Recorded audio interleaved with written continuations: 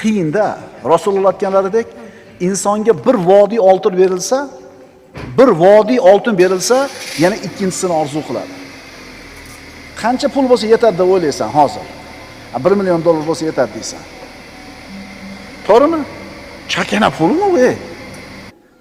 Shu bilan baxtli bo'laman deb o'ylayapsanmi? Yo'q, birodar. Endi $400 telefon tuta olmaysan endi. Orzu havasni trubasini diametri kengayib qoldi. Endi $10,000 mashina minishni xohlamaysan endi. To'g'rimi? To'g'ri. Chunki insonga bir vodiy oltin berilsa, ikkinchisini orzu qiladi. Insonning ko'zini faqat tuproq to'g'izadi dedilar Rasululloh.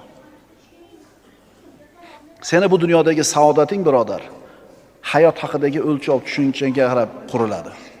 Seni hayot haqidagi tasavvuringga qarab turib belgilanadi. Saodat haqidagi tasavvuring to'g'rimi?